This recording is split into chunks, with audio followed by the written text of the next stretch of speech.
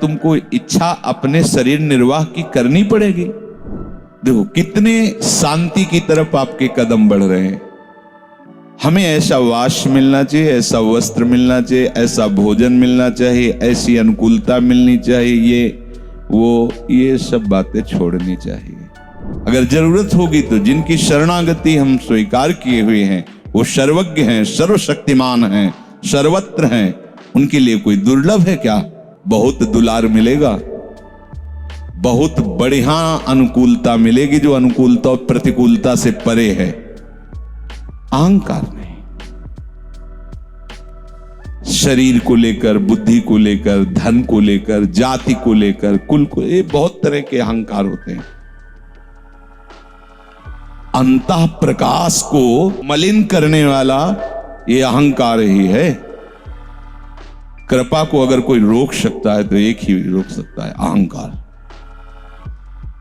नहीं और तो सब बहा देती कृपा, लेकिन जब अहंकार होता है तो फिर उसका दंड विधान, जो कृपा होती है बहुत ही दुलार पूर्वक भगवत प्राप्ति कराती है, पर जब अहंकार होता है तो फिर वो बड़ा कठोर रूप धारण करती कृपा, वो उसका दुलार रूप छिप जाता है। फिर जब उस अहंकार की धज्जियां उड़ती तब बोलता त्राहिमाम, तो फिर वही कृपा अपना दुलार रख लेती है।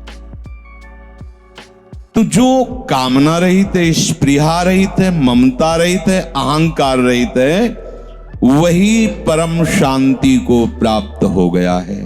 परम शांति कोई हलचल नहीं, अगाध समुद्र जिसमें एक भी तरंग नहीं, कामना की, स्पृहा की, ममता की, अहंकार की एक भी तरंग नहीं, ऐसा भगवत प्राप्त महापुरुष सुशोभित होता है। शांत महासागर, कहीं एक भी किसी विकार की तरंग नहीं। उपासक को पहले ही ये समझ में आ जाता है, जब इस मार्ग में बहुत अच्छे से चलना प्रारंभ करता है कि मेरा कुछ नहीं। अब इस पर विचार करना, इस महान स्थिति को प्राप्त करने के लिए, अनुभव करने के लिए उपासक को पहले चाहिए मेरा कुछ नहीं। ढूंढो है कुछ तुम्हारा, हटा दो उससे, अपनापन हटा दो जल्दी से। जो भी तुम्हारा है उससे अपनापन हटा दो, बहुत जल्दी भगवत प्राप्ति हो जाएगी। वस्तु, व्यक्ति, परिस्थिति, घटना, अवस्था, संपत्ति, स्वतंत्र अधिकार मेरा अब नहीं, स्वतंत्र अधिकार नहीं। जैसे रूपलाल हितहाथ बिकानी, मैं बिका हुआ हूं, मैं स्वतंत्र नहीं क्यों, मैं मनाया तो किया, नहीं मनाया तो नहीं किया, मनाया तो रोंग, नहीं मनाया तो नहीं, अब मेरा मन ही नहीं, मैं बिक चुका हूं। जब मेरा कुछ नहीं तो मेरे को भी कुछ नहीं चाहिए। अगर मेरा कुछ है तो मेरे को चाहिए, ये अगला वाला शब्द जो है वो अपने आप आ जाएगा। मेरा कुछ नहीं तो मेरे को कुछ नहीं चाहिए, ये उसका फल हो जाएगा। और मेरा कुछ है तो मेरे को चाहिए, ये अगला उसका फल होगा। ये बड़ा सूक्ष्म शास्त्र का निर्णय होता है।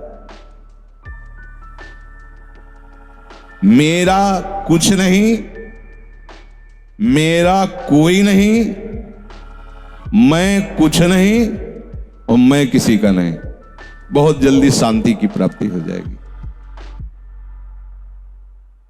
मेरा कुछ नहीं का परिणाम मुझे कुछ नहीं चाहिए, मेरा कोई नहीं का परिणाम मैं किसी का नहीं हूं। ये चाहिए, ये स्थिति की प्राप्ति के लिए इतना होना चाहिए। पूरा का पूरा संसार चक्र उड़ गया, देख लीजिए इन शब्दों में पूरा का पूरा संसार चक्र ही उड़ गया। मेरे कहलाने वाला कोई नहीं, मैं किसी का अपना कहलाने वाला नहीं। ये परम पद में स्थित होने के लिए अत्यंत अनिवार्य है। भक्त जिसको मैं और मेरा कहता था वो सब प्रभु को दे दिया, अब है क्या उसके पास? मेरी कहलाने वाली किसी भी वस्तु स्थान पर अब मेरा कोई अधिकार नहीं, क्योंकि मैंने प्रभु के नाम कर दिया। परंतु प्रभु का मेरे ऊपर पूरा अधिकार है, जब जैसा चाहे वैसा व्यवहार कर सकते हैं। वो जिस वस्तु को चाहे मेरे पास रखे, जिस वस्तु को चाहे हटा दे, जिस व्यक्ति को चाहे मेरे पास रखे, जिस व्यक्ति को चाहे हटा दे। भक्त का पूरे ब्रह्मांड में कुछ नहीं है, क्योंकि जो कुछ उसने माना था अपना मेरा, वो सब आपको समर्पित कर दिया है। मेरी कहलाने वाली वस्तु अब मेरी नहीं, वो श्री जी की है। तो मेरा अधिकार नहीं कि उसके विषय में कुछ सोच सकूं।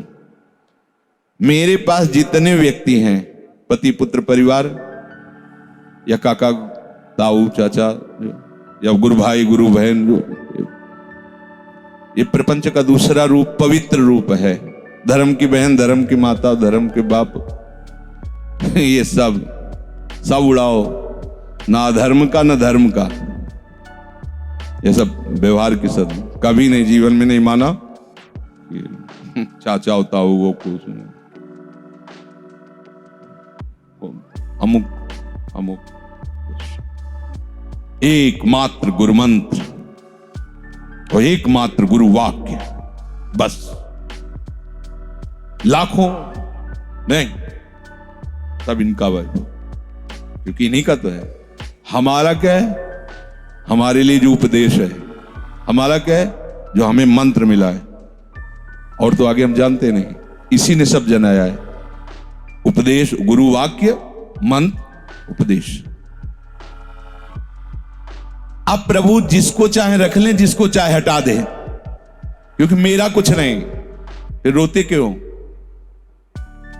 मेरा वो चला गया तो था भी तुम्हारा। बहुत परम शांति, तत्काल। सुनने में अच्छा लगता है, धारण करने में अच्छा नहीं लगेगा, क्योंकि अस्तित्व विहीन हो जाओगे। वो अस्तित्व विहीन ही परमात्मा स्वरूप में स्थित होने वाला है। किसी भी वस्तु, व्यक्ति, स्थान पर अब मेरा अधिकार नहीं, क्योंकि उसको मैंने प्रभु के नाम कर दिया है। पूरा प्रभु का अधिकार है। क्या बात है। अब वो जैसे खेलना चाहे खेले, तन मन प्राण सब उनका। घबराहट पैदा हो जाएगी। वो जब खेलना शुरू करते हैं, अगर अभी नामे नहीं किया, केवल सोच रहे थे नामे करने का, घबराहट पैदा हो जाएगी। जैसा रखना चाहे वैसा रखें, प्रभु का है, सब कुछ प्रभु का है। इससे बढ़कर प्रभु की कोई सेवा नहीं। अपना माना हुआ सब कुछ प्रभु को समर्पित कर दिया और उनकी द्वारा की हुई हर विधान में राजी हो गए। इससे बड़ी कोई तपस्या नहीं, कोई सेवा नहीं। मेरे पास जो शरीर है, इंद्रियां हैं, मन है, धन है, बुद्धि है, सब उनका है। मैं भी उन्हीं का हूं। बस इतनी बात आते ही वो कामना रहित, स्पृहा रहित, ममता रहित, अहंकार रहित होकर स्थित प्रज्ञ हो जाएगा। यह है स्थिति। वस्त्र चाहिए, भोजन चाहिए, वास चाहिए, ये तो मिलना ही चाहिए। इसको कहते हैं स्पृहा। और प्रभु कह रहे हैं कि निष्पृहा, स्पृहा रहित भी हो। तो हम कैसे स्पृहा रहित हो सकते हैं? तुम्हें अभी तक परिचय नहीं मिला अपने आराध्य देव का? उनका परिचय नहीं जानते क्या? अभी तुमको इच्छा अपने शरीर निर्वाह की करनी पड़ेगी। अरे जो प्रभु की आराधना नहीं करते, उनकी भी वो जिम्मेवारी लिए हुए हैं। उनको भी वो भोजन देते हैं, उनको भी वस्त्र देते हैं, उनको भी अच्छे अच्छे वास देते हैं। जो प्रभु से विमुख है, तुम तो हरि के चरणारविंद के आश्रित हो। तुम कैसे कामना कर सकते हो, स्पृहा कर सकते हो कि कम से कम हमारे शरीर की आवश्यकताओं की पूर्ति होनी चाहिए? तुम्हारा शरीर है तो तुम शरणागत कैसे हो? तुम्हारा शरीर है तो तुमने समर्पण क्या किया है? समझना होगा। देखो कितने शांति की तरफ आपके कदम बढ़ रहे हैं। भोगों को जो भोगा है, उसकी जो भोगने की पुनः इच्छा है, उसका नाम तृष्णा है। इसे डाइन कहा गया, तृष्णा डाइन। जो बहुत खातिर है, बहुत मलेक्ष, बहुत गंदी, कुछ भी ये तृष्णा बहुत गंदी है। कुछ भी और कामना, दृश्य देखा, बातें सुनी और वो वस्तु प्राप्त करने की, वो वहां की दाल फ्राई बहुत अच्छी होती है, वहां का अमुक चीज बहुत अच्छा, वहां एक ही भोग थोड़ी है, वहां घूमने में बहुत अच्छा लगता है। चलते कहीं कोई भी देखे हुए सुने हुए वहां उसका भोग करने की इच्छा। कई इंद्रियां हैं ना, नेत्रों से भगवत विमुख होकर सुख लेना है, नेत्रेंद्री का भोग हो गया, श्रवणेन्द्री का भोग हो गया, जनेन्द्री का भोग हो गया, रसेंद्री का हो गया, घ्राणेन्द्री का। हमें बिल्कुल सावधान रहना है। हमारे उपासना में सावधानी की प्रतिपल आवश्यकता है। कामना त्याग करने में साधक तो उत्साह रखता है, तभी साधक है, पर स्पृहा में फंस जाता है। अब इतना तो चाहिए ही ना, इतना क्यों चाहिए? क्यों चाहिए? साधना करने के लिए। तो असली साधना का स्वरूप ही नहीं समझा। चाह मिटाना ही तो साधना है। सामग्रियों का संग्रह करके जो किया जाता है उसका फल क्या होता है? चाह मिट जाए। प्रभु को अपनी आराधना करवाने के लिए तुम्हें चाह करने के लिए छूट नहीं दी है, कहीं नहीं। इसीलिए अगर प्रभु मांग कर रहे हैं तो कह रहे पत्रम पुष्पम फलम तोयम ये में भक्त्या प्रेक्षति। जल फ्री है, तुलसी पत्र से लेके कोई भी वृंदावन का कोमल पत्र फ्री, कहीं से एक पत्र। चारों में नहीं कि सब चीजें होनी चाहिए। पुष्प किसी भी लता का, वृंदावन की किसी भी लता का पुष्प प्रभु को बहुत प्रिय है। फल तो जल तो सबके पास है, जल तो अर्पित कर सकते हैं, स्नान करा दिया, एक तुलसी दल चरणों में चढ़ा दिया या कोई पत्ता पुष्प ला। प्रभु ने मांग नहीं की कि सोने का मुकुट लगाना, सोने का छत्र, ऐसा नहीं कहा। चाह नहीं करनी, जो सहज स्वाभाविक हमारे को प्रभु दे देते हैं। अगर वो ऐसा दे देते तो वैसा चल रहा है, वैसा नहीं तो फिर देखो कई बार भोग लगता है। और इन्हीं श्री जी को यही सेवा 24 घंटे में एक बार मिश्री का इतना टुकड़ा भोग लगता था। 24 घंटे था ही नहीं कुछ, रोटी मांग खिलाए, ऐसे दिखा दिया, क्योंकि कैसे अब बैठ के भोग तो नहीं पवा पाएंगे, ऐसे दिखा दिया और भाव में एकदम रो मुझ गरीब के पास तो।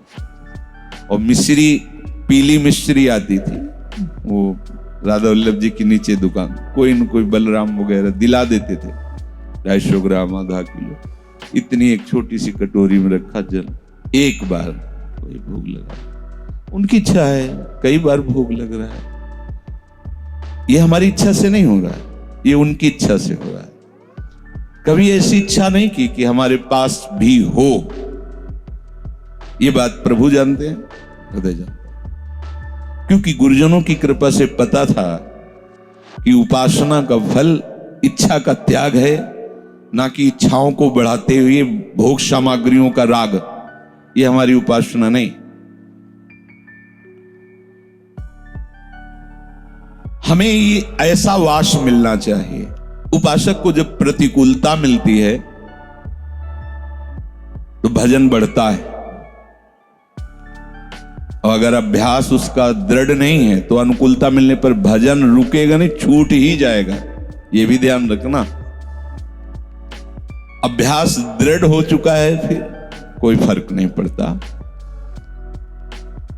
जब हम अच्छे से जान लिया है कि ये रस्सी है, सांप नहीं है, तो उसे गले में डालने पर भी कोई कभी भय नहीं होगा, अंधेरे में भी देखने में भय नहीं होगा, क्योंकि उसको जान लिया गया है।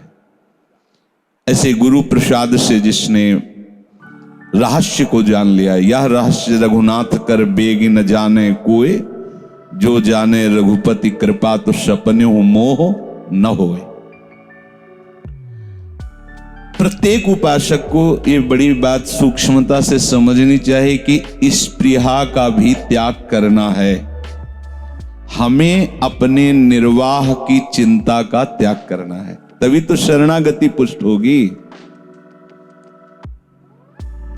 हमें ऐसा वास मिलना चाहिए, ऐसा वस्त्र मिलना चाहिए, ऐसा भोजन मिलना चाहिए, ऐसी अनुकूलता मिलनी चाहिए, ये सब बातें छोड़नी चाहिए, ये सब बातें छोड़नी चाहिए। छोटी छोटी बातों में हम असंतुष्ट होते हैं, समझना पड़ेगा। आप जब तक चाहिए है तो साधना काहे की हो रही है? चाहिए को ना चाहिए में बदलने के लिए तो हो रही ना, जा ही न चाही। सेवक जी महाराज कह रहे, वेद विद्या पढ़त कर्म धर्मन करत जलप तन कलप की अवधियानी, चारु गति छाण संसार भटकत भ्रमत आस की पास नहीं तोरी जानी। ये आशा की फांसी काटने के लिए भगवत मार्ग में चले हैं। सेवक जी कह रहे हैं बहुत शास्त्रों का ज्ञान है, बड़े कर्म धर्म कर रहे हैं, पर आशा की फांसी को गले में लटकाए हुए हैं, उसको काट नहीं पा रहे। क्या होगा? छोटी छोटी वस्तुओं ने इतना अधिकार कर लिया, इसके बिना हम नहीं चल सकते। नहीं, उपासक को जैसी परिस्थिति मिले उस परिस्थिति में प्रिया प्रीतम के विधान को देखना है। भाई सच्ची मानिए,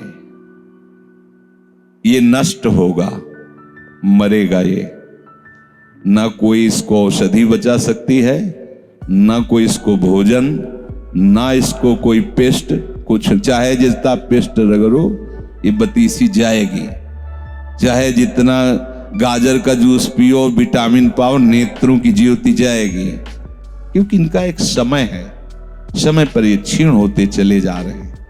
आपको एक ज्योति प्राप्त करनी है जो दिव्य बढ़ती ही रहती, कभी घटती नहीं है, वो प्रेम ज्योति है। उससे जब नेत्र उन्मीलित होते हैं तो नवनिवृत्त निकुंज सामने होता है। उपासक नित्य निरंतर उसका रसास्वादन करता है। स्पृहा की भी आपके अंदर कोई गुंजाइश नहीं होनी चाहिए। मिल रहा है जो जैसा मेरे आराध्य देव का मंगल विधान है, कभी कोई चाह नहीं, कभी कोई लड़ाई झगड़ा नहीं। उपासक होकर मुझे ऐसा चाहिए, बस आप समझ लीजिए कि आप किस बात के उपासक हैं। चाहिए जथालाभ संतोष सदा काहू सो कछु न चाहोगो, हृदय में बैठा लो बात। ये चाहिए तो उसी समय विवेक से उसे काटिए। क्यों चाहिए? नहीं चाहिए।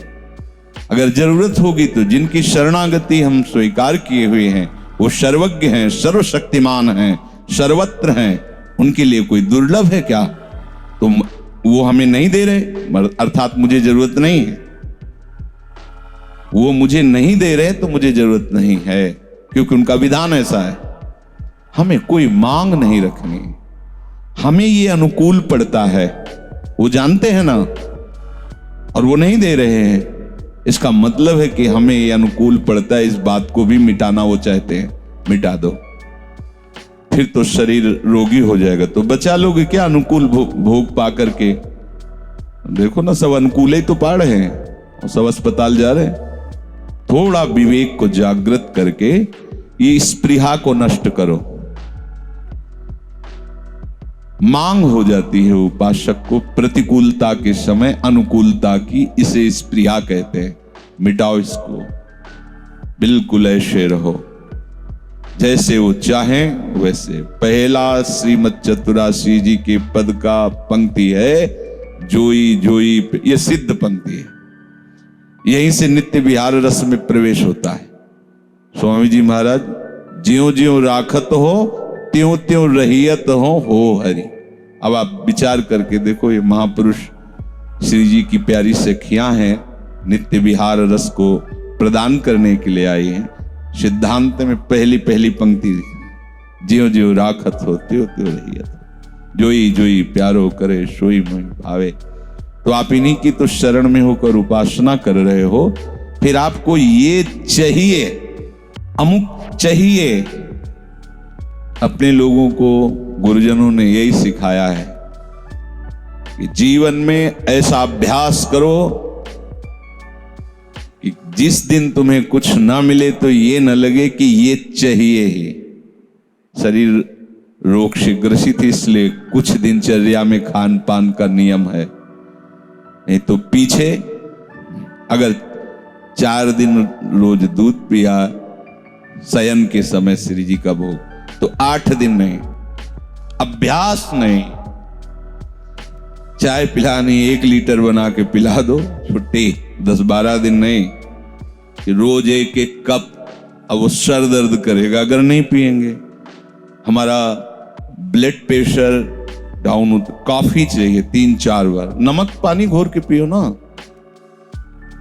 जो सहज है और बढ़ाएगा। कॉफी क्यों? और आप संयम से चलेंगे तो ब्लड प्रेशर लो क्यों होगा, हाई क्यों होगा? सम रहेगा।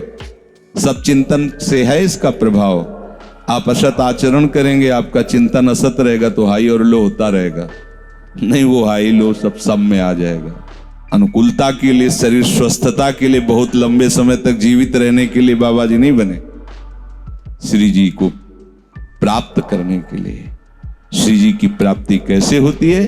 बोले विहाय कामान्य, समस्त कामनाओं का जिसने त्याग कर दिया है। सर्वान पुमाश्चरति निष्पृहा, बढ़िया जीवन चल रहा है, व्यवहार में भी है, पर कोई स्पृहा नहीं। जैसा प्रभु विधान कर रहे हैं, गुरुदेव विधान कर रहे हैं, उसी विधान में हम राजी हैं। कोई चाह नहीं। साधुता चाह मिटाने के लिए है। अब इसे बैठा लो, तभी निरंतर नाम जप कर सकते हो। जीवन निर्वाह के लिए प्राप्त और अप्राप्त वस्तुओं के विषय में जो सोचता है, अप्राप्त वस्तुओं की प्राप्ति हो जाए, प्राप्ति की रक्षा हो जाए, वो कभी अनन्य चिंतन नहीं कर सकता, वो निरंतर भजन नहीं कर सकता। ध्यान रखना, जो निरंतर भजन करते हैं वो प्राप्त वस्तु की रक्षा और अप्राप्त वस्तु की प्राप्ति की चाह को मिटा देते हैं, क्योंकि ये ठेका ठाकुर जी ने लिया है। योगक्षेमम वहाम्यहम, योग अप्राप्ति की प्राप्ति कराना और क्षेम प्राप्ति की रक्षा करना। सत्संग में जो वाक्य आपकी श्रवणेंद्रिय में पढ़ रहे, मनन करो उनको और धारण करो। बेपरवाह हो जाओगे, बहुत दुलार मिलेगा, बहुत बढ़िया अनुकूलता मिलेगी, जो अनुकूलता और प्रतिकूलता से परे है। हर समय आप आनंद में डूबे रहेंगे। कभी इतना गुड़ भी मिल जाता था ना गंगा किनारे, तो ऐसे आकाश की तरफ देखते थे, कितने कृपालु हो। एकदम निर्जन एकांत में कोई गाय चराने वाला आया, गंगा जल पिया, बैठे देखा, बाबा कुछ खाया नहीं, तो हम तो गुड़ लाए थे, लेंगे? हाँ। या वो जो क्यारियां लगाते हैं सब्जी आदि की, वो कभी एक परेठा ऐसे दे, तो एकांत में ऐसे कि प्रभु आप कितने कृपालु। वो प्रतिपल कृपा को देखता रहता है, डूबता रहता है, हर समय दुलार दिखाई देता है। और जब आप इच्छा करके विचरण करोगे व्यवहार में, तो आपको प्रभु की कृपा का आप अनुभव नहीं कर पाओगे। ये इच्छा प्रभु से दूर करने वाली बात है। तो क्यों रखो? तुम्हारी इच्छा रखने से कुछ हो जाएगा क्या? तो रखो ही क्यों इसे? इसको भी दे डालो ना प्रभु के चरणों में। पर सुनते सब हैं, और जब इनके उत्तर आते हैं तब लगता है साधु है, ये उपासक है, ये क्या है, तो है क्या ये? तब फिर अंदर से लगता है कि इसका मतलब ससुख वांछा से तुम केवल अपने देह पोषण के लिए ऐसा भाव रखते हो बाबा जी का, अभी तुम्हें परमार्थ में चलने का उत्साह नहीं आया है। बस ध्यान रखो, बड़े कृपा पात्र हो, जिससे सत्संग सुनने को मिल रहा है, उससे भी बढ़िया कृपा का वो अनुभव करेगा जो उसका मनन करके आचरण में उतारता है। हम क्यों इच्छा करें? इसका मतलब आपकी शरणागति कमजोर है। शरणागत इच्छा नहीं करता। शरणागत का पोषण प्रभु अनंत माताओं का वात्सल्य लिए आगे से आगे करते रहते, उसे सोचना नहीं पड़ता। जो अपनी बुद्धि प्रभु में स्थित किए हुए उसकी स्पृहा का भी नाश हो जाता है, निष्पृहा। क्योंकि जो सिद्ध पुरुष होता है उसको शरीर से कोई मतलब नहीं रहता, क्योंकि जिसके लिए शरीर मिला था वो काम बन गया है। शरीर मिला था भगवत प्राप्ति के लिए, शरीर मिला था अज्ञान निवृत्ति करके स्वरूप स्थिति के लिए। वो अच्छे से समझ गया उस बात। अब वो आज शरीर रहे या चला जाए, स्वस्थ रहे या बीमार रहे, अनुकूल परिस्थिति है, उसको कोई मतलब नहीं रहता। उपासक शरीर को समर्पित कर दिया है राग सहित। सिद्ध में तो ऐसा होता नहीं, उपासक को ऐसा करना नहीं है, क्योंकि पहुंचना तो वही है ना।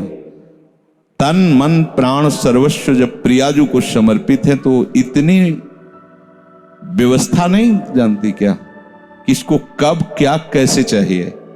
बस अगर हमारी ऐसी व्यवस्था तो वैसे रख रही, वैसी व्यवस्था तो वैसे रख रही, हम राजी हैं उसी में जिसमें उनकी रजा है। हम क्यों चाहें कि हमारे लिए ऐसी व्यवस्था हो जाए? चाह ही मिटाना उपासक की सिद्धावस्था में पहुंचने का संकेत है। जो अपनी चाह के पोषण में लगा रहता है, देखो छोटी छोटी बातों में गुस्सा हो जाना, छोटी छोटी बातों में परमार्थ का महत्व नहीं, गुरु गुरु मंत्र शास्त्र कोई महत्व नहीं, अनुकूलता का महत्व है। देखो ना, तो क्या साधना है? अनुकूलता कोई साधना है? अरे अनुकूलता को मिटाने के लिए तो साधना की जाती है।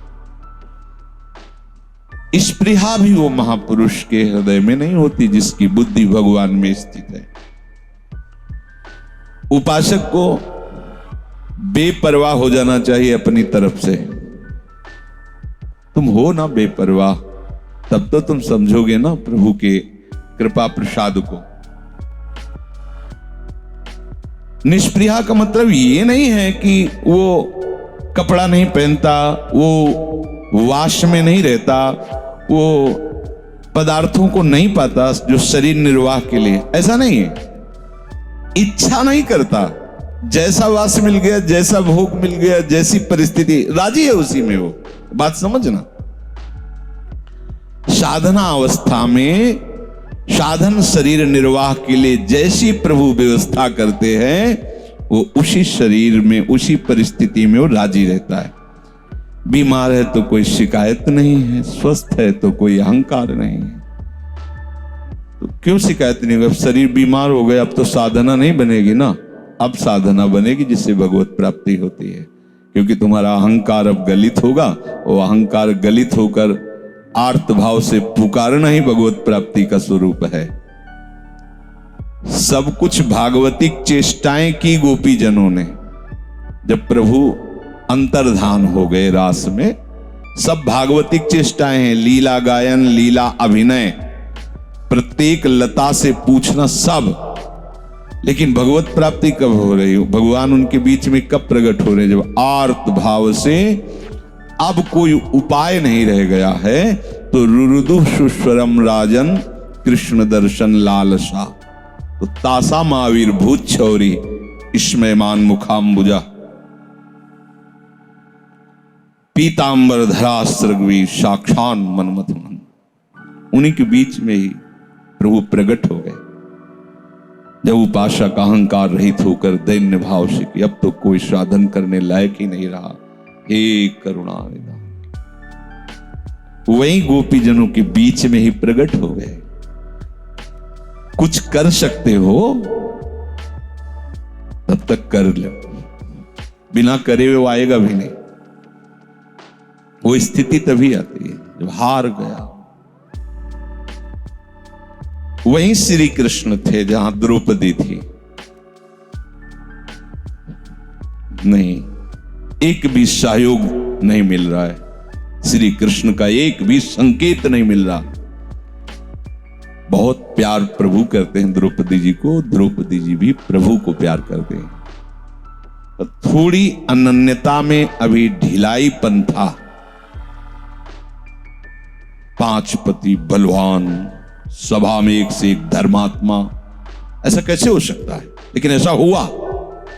देखा वो अपनी ग्रीवा झुकाए बैठे, कोई उत्तर नहीं दे रहा, कोई रोक नहीं रहा, ये दुष्ट अमर्यादित चेष्टा करते ही जा रहे हैं। यज्ञ से प्रकट हुई, किसी स्त्री से प्रकट नहीं हुई। मंत्रों के द्वारा यज्ञ की आहुति से श्री द्रौपदी जी का प्रादुर्भाव हुआ है। बल से रोका। जब देखा 10,000 हाथियों का बल रखने वाला, कितनी देर हम इससे लड़ पाएंगे? दांत से पकड़ लिया। जब देखा आप एक ही झटके में दांत से भी वस्त्र छूट जाएगा, अब कोई नहीं। हे कृष्ण द्वारिका वासिन, ये शब्द पूरा नहीं हुआ था और भगवान वस्त्र रूप से प्रकट हो गए। भगवान का वस्त्रावतार हो गया। उपासक कहीं न कहीं अन्य आश्रय लिए रहता है, इसीलिए उसे भगवत साक्षात्कार होने में विलंब होता है। भगवान प्रतिकूलता देकर उसकी वो कचाई हटा देते हैं, वो अनुकूलता से नहीं हटेगी। अगर ये परिस्थिति ना आती तो द्रौपदी जी को ये बात अनुभव में ही नहीं आती कि हमारी अनन्य गति में कहीं न कहीं अभी अंतराय है। इतनी प्रवीण हो गई द्रौपदी जी अनन्यता में, पूरे जीवन फिर कहीं अन्य का आश्रय समझ गई कि नहीं नहीं, कृष्ण के सिवा और